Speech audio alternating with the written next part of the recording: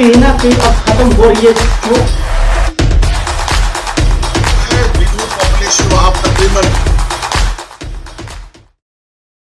अस्सलाम वालेकुम नाज़रीन, खुशामदीद है आपका प्रोग्राम ओपन टॉक में। नाज़रीन किराम, जम्मू कश्मीर में सियासी सरगर्मियां इस वक्त बड़े अरूज पर हैं। मुख्तलिफ सियासी जमातें, चाहे जम्मू की हम बात करें या कश्मीर की बात करें, तो अब सियासी जमातों ने पब्लिक रीच आउट प्रोग्राम, अपने कन्वेंशंस जो है वो शुरू किए हैं।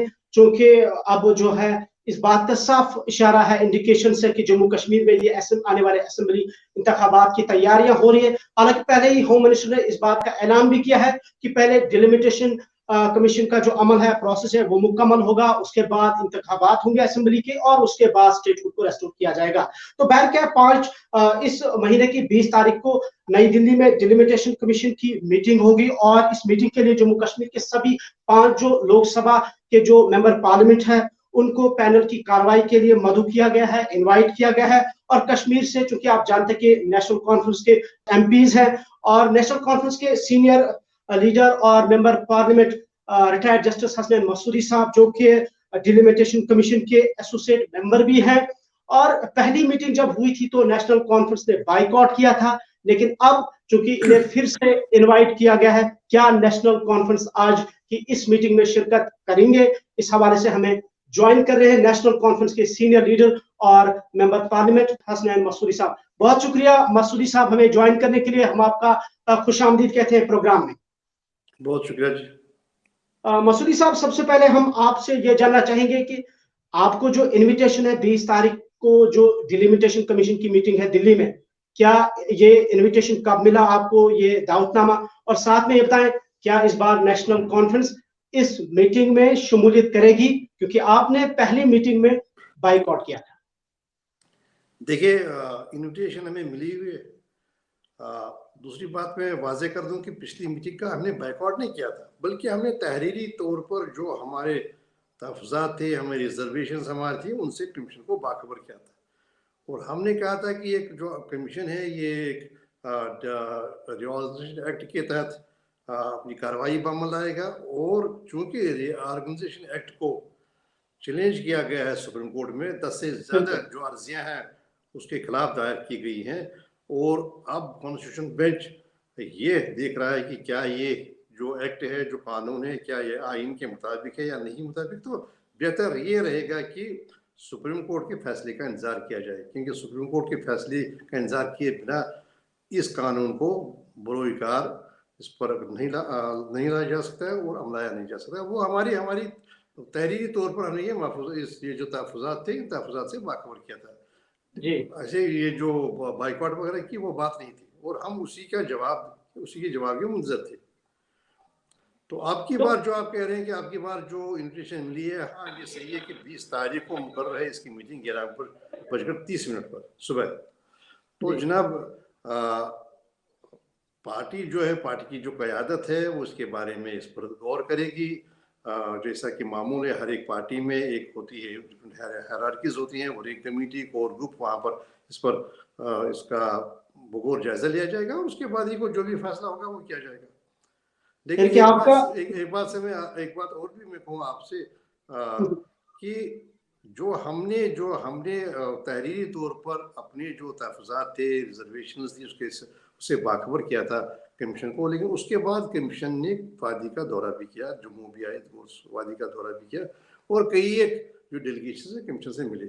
उस वक्त हमारी जमात का भी एक डेलीगेशन, एक जो हाई लेवल डेलीगेशन था, सीनियर पार्टी जो हमारे कायदीन है उनका डेलीगेशन था, मिला था। और उस वक्त भी बाकी मामलों के अलावा हमने फिर ये तहफ़्फ़ुज़ात को दोहराया था जी। तो इसका मतलब ये है कि नेशनल कॉन्फ्रेंस इस मीटिंग के हवाले से पहले इनका जो कोर ग्रुप है उसकी मीटिंग होगी, उसके बाद ही बाज़ाब्ता इसका ऐलान किया जाएगा कि आप हिस्सा होंगे। जी, जाहिर सी बात है, जो क़यादत है ना, क़यादत किस लेवल पर है, हमारे जो सदर हैं, नेशनल कॉन्फ्रेंस के नायब सदर हैं, जो बाकी जो उनके ज़ोमा हैं, जो भी कायदीन है, वो उस पर अपना एक फैसला देंगे, अपना फैसला लेंगे। उसके बाद ही जो बाकी की कार्रवाई होगी उस पर हम अमल करेंगे।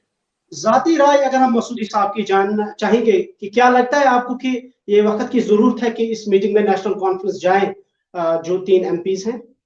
देखिए, मैंने पहले ही आपसे कहा कि हमने कोई बाइकआउट वगैरह की बात नहीं की थी। देखिए, हमारा फ़र्ज़ था, आईनी फ़र्ज़ था बाखबर करना डिलिमिटेशन कमीशन को कि ये आईनी रुकावटें आपके रास्ते में हाइल है। वो तो फ़र्ज़ था। हमने ये नहीं कहा था कि हम नहीं जाएँगे। हमने ये कहा था कि भई जो ये आप अमला रहे हैं ये कानून, उस पर कहीं न कहीं इस वक़्त वो एक चुनौती लगी हुई है, क्वेश्चन मार्क लगा हुआ है। तो शायद कॉन्स्टिट्यूशनल मॉरलिटी है, जो कॉन्स्टिट्यूशनल एथिक्स है, प्रॉपर्टी है, उसका ये तकाज़ा है कि हम इसके बजाय हम सुप्रीम कोर्ट से रुजू करके जल्द से जल्द फैसला करवाएं ताकि मामला साफ हो जाए। अब देखिए, जैसे ये डिलिमिटेशन की कार्रवाई हो रही है, जैसे आईनी हिंद का दफ़ा 3 है, उसमें कहीं पर भी ये नहीं इख्तियार दिया गया है पार्लियामेंट को कि वो एक रियासत के हिस्से करके उसको यूटीज में तकसीम करे। हाँ, ज़रूर पार्लियामेंट के पास ये इख्तियार है कि वो किसी एरिया डिमिनिश कर सकता है, एरिया बढ़ा सकता है, नाम चेंज कर सकता है, और वो भी उस असेंबली के मशवरे से बाउंड्रीज अल्टर कर सकता है। लेकिन सिरे से ही एक रियासत को ख़त्म करना, एक स्टेट को ख़त्म करना और स्टेट के हिस्से करके उनको दो या दो से ज़्यादा यूटीज़ में चेंज करना, ये इख्तियार नहीं है। ये तो बिल्कुल साफ सी बात है। तो ऐसे जो मामले हैं, आईनी मामले हैं, इनमें हमारा फ़र्ज़ बनता था बाखबर करें डिलिमिटेशन कमीशन को कि ये आईनी रुकावटें हैं, ये आईनी मामले हैं, ये आपसे तवक्कात हैं और ये करना चाहिए, और आईन आपको तकाजा करता है ऐसे इस रास्ते पर चलने का। थोड़ा सा मसूदी साहब से मैं मुख्तसर सा हट के जाऊंगा इस टॉपिक से, चूंकि हम देख रहे हैं कि चाहे हम जम्मू की बात करें या आज हम कश्मीर में देखा हमने नेशनल कॉन्फ्रेंस की एक बड़ा कन्वेंशन था बारामूला में, लगातार सरगर्मियां पब्लिक आउटरीच या अपने वर्कर्स से मिलना अब जो है शुरुआत की है नेशनल कॉन्फ्रेंस ने।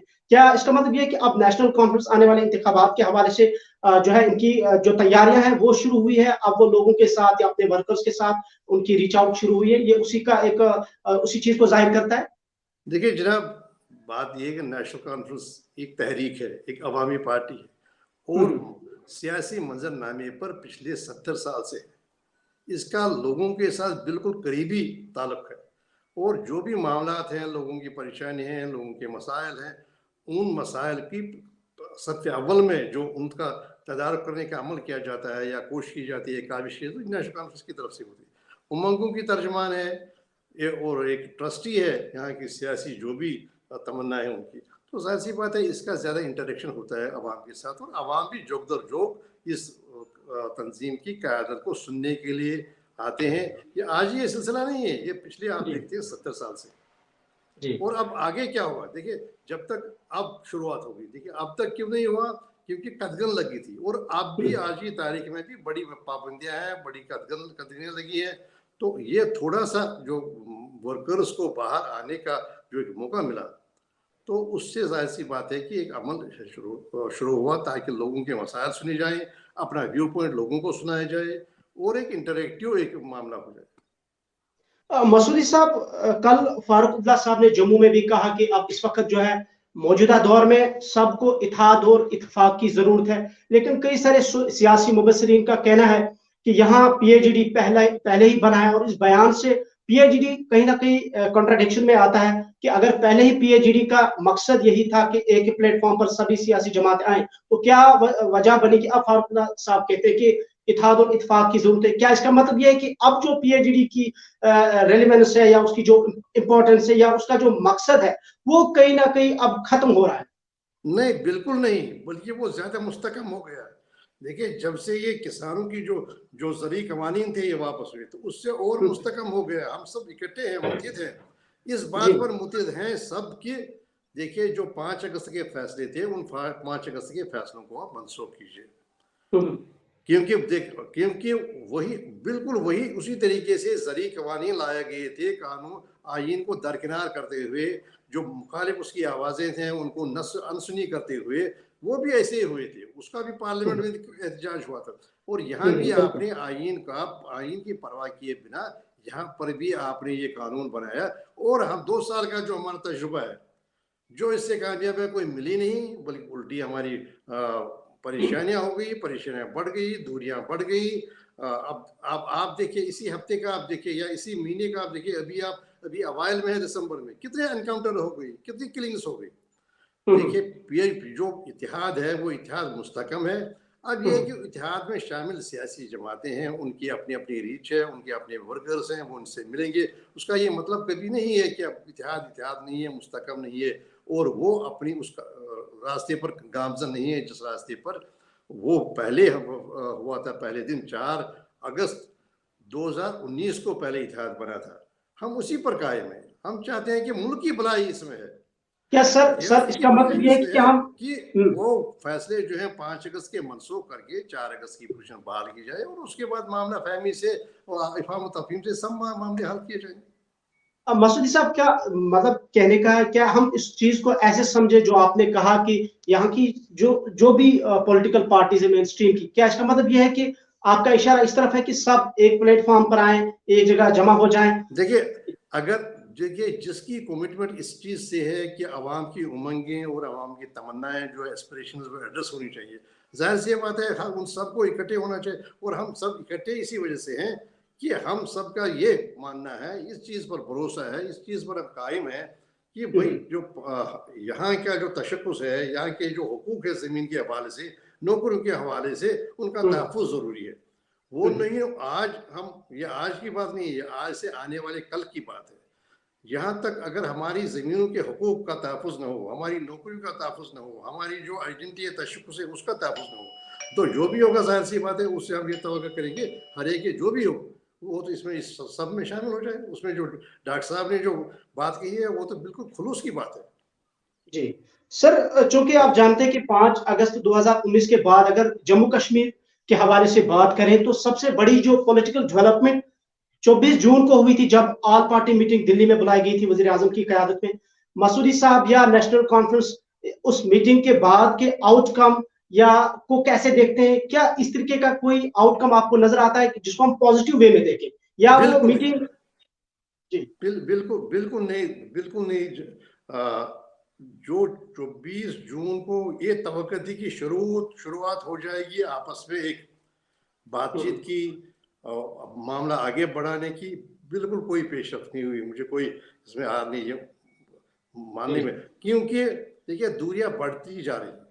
अब अभी देखिए हैदरपुरा की बात देखिए, तो और वहाँ का जो हुकूक हक है एक तदफीन का, जो एक डिसेंट बुरियल का, उसकी नफी हो रही है। और देखिए कैसे मामला हो रहे हैं, रोज बरोज तो तलखियाँ बढ़ती ही जा रही हैं। तो वो सही जज्बा कायम नहीं हो पाया 24 जून की जो बातचीत जो कॉन्फ्रेंस हुई, उससे जो मीटिंग हुई, उससे होना ये चाहिए था कि जो अगर उन खुलूस के साथ ये बात की गई कि हम चाहते हैं कि दिल्ली और दिल्ली की दूरियां कम हो, तो फिर ऐसे इकदाम होने चाहिए। वो इकदाम नहीं हुए, और अब भी कोई देर नहीं है कि इकदाम किए जाए। देखिए जैसे बड़ी वसी कलबी का मुजाहरा किया प्राइम मिनिस्टर ने, जब उन्होंने फार्मूलाज को मशवरा, मतलब कैबिनेट से भी मशवरा ऐसे कहा जाता है कि बिना खुद अपना एक फैसला करके लिया। इसी तरह वो 5 अगस्त के बारे में भी ऐसा ही ऐलान करे, क्योंकि मिला नहीं ना जमीन पर। देखिए जमीन पर, जमीनी सतह पर जो तवक्का थी वो हुई नहीं। वो खुद देखें, खुद असेसमेंट करें, खुद देख लें कि क्या हुआ क्या नहीं हुआ, क्या हासिल हुआ, अपनी जो उपलब्धियां है इसकी, जो इसका हुसूल है इसकी जो हमें कोई मिला है, अगर कुछ मिला तो उसकी वो निशानदेही करें। कुछ मिला नहीं। और अभी आज की तारीख में जनाब लेह भी है, मतलब सरापा एहतजाज, जम्मू भी है सरापा एहतजाज, कश्मीर तो है ही है। आप देखिए क्या आखिर मिला क्या, क्योंकि हर एक कदम का तो आखिर में कुछ हासिल होना चाहिए ना, कोई चीज़ हसूलिया भी होनी चाहिए। वो हसूलिया भी हुई नहीं। तो मैं समझता हूँ कि 24 जून में जो तवक्का है कि एक नई सुबह का आगाज होगा, वो हुआ नहीं। चूंकि सर आपने कहा कि 24 जून वहां हासिल कुछ नहीं हुआ उस मीटिंग से, साथ में हम आपसे ये जानना चाहेंगे, चूंकि हमारे होम मिनिस्टर साहब ने फ्लोर ऑफ द हाउस भी कहा है, और रिसेंटली उन्होंने एक और स्टेटमेंट दिया कि डिलिमिटेशन कमीशन का जो अमल है उसके बाद ही स्टेट फूड को रेस्टोर किया जाएगा। क्या मसूदी साहब या दीगर यहाँ की जो जमातें होम मिनिस्टर साहब के इस बयान पर कितना समझते हैं कि वो इस वादे पर जो है यकीनी तौर पर उतर के आएंगी, या ये भी महज बयान होगा? देखिए पहले मेरी समझ में सबसे पहले स्टेट कायम होना चाहिए, और उसके साथ जो उसका खुसूसी दर्जा था वो होना चाहिए। फिर क्योंकि देखिए इंतखाबात खुद में कोई टारगेट नहीं है, या खुद में कोई मंजिल नहीं है। इंतखाबात एक वसीला है पायदार अमन कायम करने का। पायदार अमन अगर कायम नहीं हो तो महज इंतखाब के लिए हो तो उसका कोई उतना फ़ायदा नहीं मिल सकता है। तो हम हमारा ये इसरार है कि आप जो 5 अगस्त को किया आपने फैसले, वो फैसले आप मनसूख कीजिए, बिल्कुल उसी तरह वही जज्बा दिखाइए जो आपने फार्मूलाज के लिए वो दिखाया। तो उसके बाद जनाब, उसके बाद आप इंतखाब करें कौन कौन कौन कौन इक़्तिदार में आए, कौन इक़्तिदार में नहीं आए, उसको कोई अहम बात नहीं है। अहम बात ये अवाम की उमंगों का, अवाम की तमन्नाओं का एहतराम करना और पायदार अमन कायम करने की एक सही करना, संजीदा कोशिश करना। ठीक है सर, आखिर पर हम आपसे जानना चाहेंगे, क्योंकि अब सरगर्मियां शुरू हुई है और इंडिकेशन इशारा भी है कि डिलिमिटेशन के बाद इंतखाबात होंगे, लेकिन क्या आपको लगता है इस वक्त जम्मू कश्मीर में, या स्पेशली जब हम कश्मीर वैली की बात करते हैं, कि हालात इस तरीके के हैं, एटमॉस्फेयर फिजिबल है इलेक्शन के लिए, नॉर्मल सी दिख रही है आपको कि ऐसे हालात में यहाँ पर इंतखाबात होंगे? देखिए, तभी इंतखाबात, मैं समझता हूँ कि इंतखाब होने चाहिए। जैसे मैंने पहले भी गुजारिश की आपसे, इंतखाब बात की एक वसीला बनना चाहिए पायदार अमन कायम होने का। अमन का, राइट। तो पायदार अमन कायम हो तो हर एक चीज़ ठीक है। अब आज की तारीख में भी हमारे, अभी मैं अन्ना की बात करूँगा, मेरी दानिश में 20 के करीब, वहाँ 25 के करीब हमारे जो सरपंच है, जो हमारे क्या नाम है जी, जो पंचायत राज इंस्टीट्यूशंस के मेंबर्स हैं, वो अभी इस वक्त डिग्री कॉलेज में है, उनको घर नहीं जाने दिया जाता है। आपने तो पंचायत राज के इंस्टीट्यूशंस बनाए, लेकिन जो उसके मेंबरान उन तक, वो तो आवाम तक उनको जाने की इजाजत नहीं है। यानी आपका कहना है कि माहौल अभी साजगार नहीं है इंतखाबात देखिए, ये सवाल है, निशान है खुद इंतजामिया के लिए। क्यों इस वक्त डिग्री कॉलेज में 20 के करीब वो है जिन पर कदगल लगी है, वो घर नहीं जा सकते हैं, वो आवाम के पास नहीं जा सकते। जी जी जी सर, मतलब आपका कहना है कि जो माहौल है वो मेरा साजगार नहीं है इंतखाबात के लिए। मेरा फकत यही कहना है कि आप समझिए, आप एड्रेस कीजिए उमंगों का, एस्पिरेशंस का, और ज़मीनी हकायक को जानकर आप फैसले कीजिए, ताकि पायदार अमन कायम, बस मंजिल है पायदार अमन। ठीक है ना जी। और जो दावा है इस वक्त के पीस है, डेवलपमेंट है, नॉर्मल सी है, एनकाउंटर कम है, मिलिटेंट्स सी का जो उन्हें मारने का जो ग्राफ है वो नीचे जा रहा है। आप खुद ही देखिए ना, देखिए कल यही दिसंबर है ना, इसका तजिया खुद कीजिए। ये 10 दिन हुए, अक्टूबर में कोई 11 के करीब उन्होंने कहा कि एनकाउंटर्स हो गए, नवंबर में भी बिल्कुल यही तादाद थी। तो जनाब कैसे कह सकते हैं? वो तो स्टेट्स के ना, ये मेरे कहने से, आपके कहने से नहीं होगा। ये स्टेट्स जो वो देते हैं एजादशो, उन्होंने कहा 1033 पिछले 2 साल में हुए, जब से 5 अगस्त को हुआ। मैं स्टेट्स की बात कर रहा हूँ। हाँ जी जी, मैं स्टेट्स की बात कर रहा हूँ, जो होम मिनिस्टर जो देखिए, सरकारी जो आदाद शुमार है वही देखिए ना, वो तो खुद अपनी दास्तान खुद कहेंगे आप। तो इसलिए जनाब, तब ये होता जब जमीन पर इसका असर दिखाई देता है।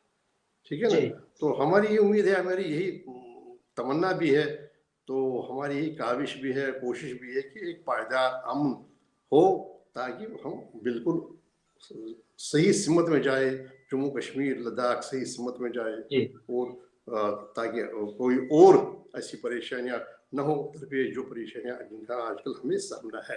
ठीक है, शुक्रिया, बहुत बहुत शुक्रिया हमें वक्त देने के लिए मसूदी साहब। नाज़रीन, ये थे हमारे साथ नेशनल कॉन्फ्रेंस के सीनियर लीडर और member parliament retired justice Hasnain Masoodi साहब, जो कि डिलिमिटेशन कमीशन के जो है एसोसिएट मेंबर भी है। 20 तारीख को दिल्ली में डिलिमिटेशन कमीशन की एक मीटिंग होगी। इसमें जम्मू कश्मीर के 5 जो लोकसभा के जो एमपीज हैं उन्हें इनवाइट किया गया है, और इस हवाले से नेशनल कॉन्फ्रेंस के 3 एमपीज हैं वादी कश्मीर से, और इन्हें भी इनविटेशन मिला है। मसूदी साहब का कहना है कि कोर ग्रुप जो एनसी का है वो इस हवाले से फैसला ले गया, और उसके बाद फैसले के बाद ये इसकी अनाउंसमेंट होगी क्या ये इस मीटिंग का हिस्सा होंगे या नहीं। और साथ साथ जो इस वक्त जो सियासी सरगर्मियां है, इस हवाले से भी मसूदी साहब ने रोशनी डाली। नाज़रीन, अगले प्रोग्राम तक हमें इजाजत दीजिए। अल्लाह हाफ़िज़।